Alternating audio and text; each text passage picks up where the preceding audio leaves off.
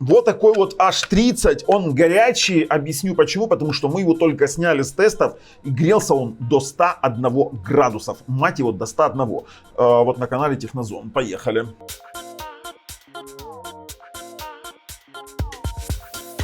Привет, Технозон на связи. Многие из вас видели интервью с ремонтником, где мы пытались выяснить, какая же память у этого H30. Да, здесь оказалось 4 гигабайта, но все-таки вопрос с битой памятью мы так и не сняли. Почему? Потому что память не заполняется, выбрасывает из программ. Да это не самое большое зло этой приставки, поверьте. Вы уже видели превью и понимаете, что с этим будет. Я специально открыл, мы ее не скручивали, она даже у нас практически открытая, тестировалась. Она сейчас невероятно горячая. Вы посмотрите на вот этот вот радиатор. Я понимаю, что можно пилить радиаторы, можно что-то делать, но это не спасет. Почему? Потому что это Rockchip 3318. Его держать невозможно. Это Rockchip 3318. И тут как бы вопрос в том, что он прекрасен во всем, как я это говорю в кавычках. YouTube 4К нормально не поиграешь. Gemini Man, я вам покажу, там такое слайд-шоу было, что никакой бы автофреймрейт не помог, даже если бы он здесь был. А его, к сожалению, нет. И вот такая вот ситуация. Performance Dialog постоянно у нас выгружала. Короче, приставка в край хреновая, битая память, скорее всего. Мы не будем это выяснять, не будем с этим разбираться. Мы просто сейчас покажем вам доказательства и передадим ее на полигон. Ссылка на эту приставку лежит в описании под видео. Если мне не верите, то покупайте с удовольствием. Если вы считаете, что мне кто-то заплатил, купите, я буду рад. Я потом буду с удовольствием читать комментарии. Ну а также под видео есть топ-5 ТВ-боксов в разных ценовых категориях, если вы ищете действительно хороший ТВ-бокс. Ну, подписываемся, нажимаем колокольчик, чтобы не пропустить дальнейшие наши самые интересные видео. Но сейчас я говорю вам колобанга, ребята. Это же был альбом. Поехали. Ну, в принципе, то, о чем я говорил. Вот это вот наше чудо, которое заявляется 4:32. И опять же, вот это вот, видите, то есть мы вошли в меню. И для того, чтобы выйти, мы нажимаем. У нас какие-то задвоенные меню. Вот, смотрите. Раз, два. Ну, такое, опять же, ошибки прошивки, я так понимаю. Поехали дальше. В настройках устройства у нас есть с вами дисплей. Это все, что... Стоп, как это в настройках устройствах есть? Да, дисплей у нас первый идет, но нас это не интересует. Нас интересует хранилище. Здесь у нас... О, смотрите. Total 4, а постоянно пишет свободно 2.16. То есть тут не нужно путать. Я вам сейчас буду показывать одну вещь. Здесь 4:64. Я вам сейчас покажу сразу заполнение памяти и объясню, что же не так. То есть мы сейчас зайдем в Memory Fill и попробуем добавлять вот по 100 мегабайт. Сейчас у нас использовано 1.7, свободных 2. То есть оно сейчас сразу пишет, что System Feed Some Resources, это значит, что она освобождает некоторые ресурсы. Но это нормально для приставок, у которых есть 4 гигабайта, они освобождают. Но при этом, если вы используете простые приложения, оно не выгружает ваше текущее приложение. Оно выгружает приложение в фоне, а здесь оно, смотрите, использовано постоянно 1.3, 1.4. И как только становится свободных меньше, чем 2, оно сразу же сбрасывает на 2. Почему? Потому что здесь неправильно что-то, либо битая память какая-то из банок памяти, и нас будет выкидывать из приложений. И это, в принципе, есть. Я об этом говорил на интервью с ремонтником. То есть мы сейчас опять нажимаем Fill, и он не хочет ее заполнять. То есть давайте пробуем Fill, он пробует ее заполнять, и все. То есть свободно 2.3, оно убивает некоторые ресурсы. Короче, ничего хорошего из этого не происходит. Меня выкидывает здесь отовсюду. Из Play Market при проигрывании файлов, при проигрывании видео. Да, я допускаю, кстати, 2 AIDA 64. Я допускаю, что это брак. Но если это брак и еще и Rockchip, то, извините меня, это уже не имеет права на жизнь. Мы видим, что здесь якобы 4 гигабайта оперативной памяти, 64 хранилища. Центральный процессор это Rockchip 3328, что-то он не хочет работать нормально. Вот, 4-ядерный Cortex A53, это даже не 3328, это тоже 3318, обрезанный до 1.1. То есть платформа у нас 3328, процессор 3318. Это ужасно.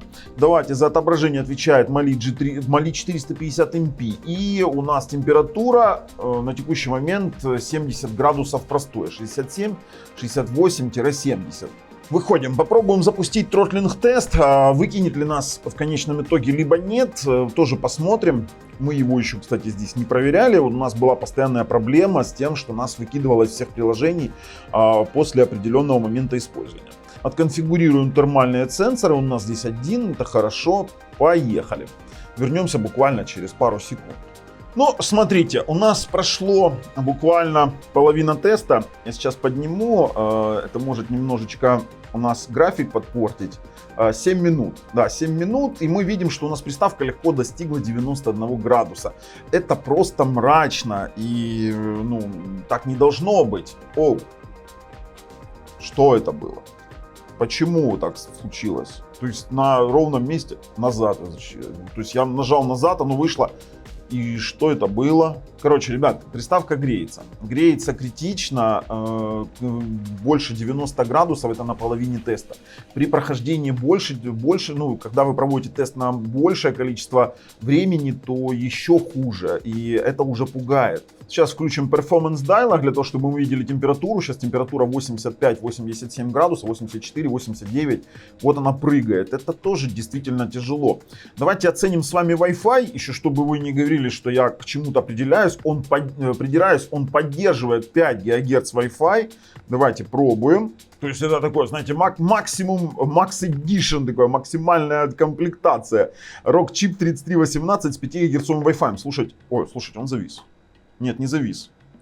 Он фризует. Он просто фризует, потому что сейчас температура 92 градуса в меню. И что? И он начал тротлить. То есть вот эта вот приставка, при этом еще и выкидывает нас постоянно откуда-то. Мы постоянно куда-то заходим, пытаемся что-то делать, и у нас вот такая вот лажа. При этом это действительно очень напрягает. То есть постоянно у нас пишет свободная память 2,73, то есть оно не дает занять выше 2 гигов. Давай уже, запускайся. Это очень тормозит. Когда мне рассказывают, что вот такие вот приставки, то есть люди, я представляю, как люди делают обзоры. Они что-то делают, потом ждут, пока она остынет, делают следующее действие. Мы же все делаем линейно. Вот 5 ГГц они даже неплохой завезли. Я первый раз вижу Rockchip с вот таким вот неплохим 5 ГГц на 154 мегабита. Но это даже не спасает ситуацию, потому что сам по себе он работает прихреновейше. Вот на выгрузку тоже что-то там стремится к 100, пытается стремиться к 100, но не очень-то получается. Не, сотка, да, сотка честная. Вот показываю все как есть, ребят, все честно. Все честно, 5 ГГц завезли, но 94 градуса. Давайте дальше. Слушайте, пытаюсь подключиться к 24 ГГц, тормоза невероятные. В процессе эксплуатации она греется 95-96. Это обыкновенная эксплуатация, то есть я ничего не делаю фактически. Я закончил тротлинг-тест, я его остановил, я вышел. Ой, неверный пароль, что такое? Не понял. А она в процессе простой эксплуатации ведет себя вот в край плохо, 93 градуса. Не знаю, у меня как бы вопросов очень много. Подключено, очень долго ждали. Давайте запустим. Давай, спид-тест. Тут я нажал на спид-тест. Давай, поехали. Не подведи. Ну, 2,4 даже выше среднего. То есть поставить нормальный модуль Wi-Fi на Rockchip 3318, это была, наверное, не совсем удачная идея. Ну, как бы так. Потому что купить ее из-за 5 ГГц Wi-Fi, получить процессор, у которого нет ни автофреймрейта, который греется как утюг. А вот у нас Performance Dialog выгрузился. То есть это первые признаки того, что сейчас у нас начнутся выбросы из приложений. Это ужасно. Вы выяснили память, вот с Виктором, с ремонтником из интервью, выяснили память здесь по идее действительно 4 гигабайта. То есть фейковая она, не фейковая, непонятно, если она не перемаркирована. Но возможно действительно битая память нам досталась. Давайте вернем наш Performance Dialog. Все-таки начинает уже напрягать. Оно начинает закрывать какие-то процессы из-за нехватки памяти. Давайте Performance Dialog. 96 градусов. Твою ж мать, а. Вот я захожу на USB диск. Попробую сейчас проиграть хотя бы чего-то. SSD подключен к USB 3.0. Запускаем Gemini Man. И он предлагает, ну давайте, главное пресс-центр. Не понимаю, что такое пресс-центр.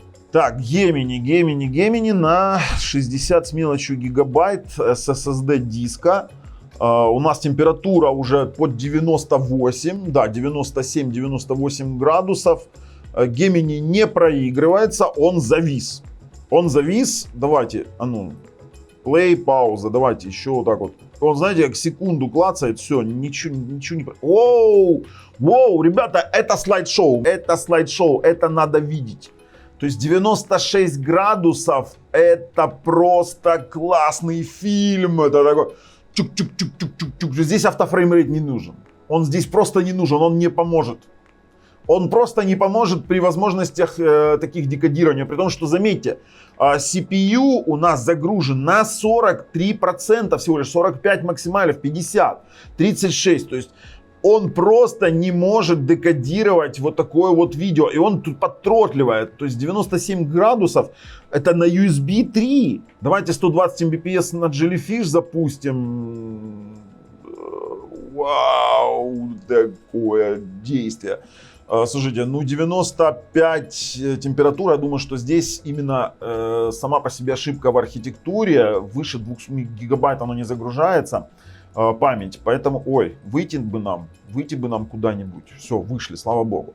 Последнее, что я вам покажу, это вот на 5 ГГц, раз уж здесь 5 ГГц такой крутой, мы сейчас переключимся на 5 ГГц и посмотрим, как он работает. Давай.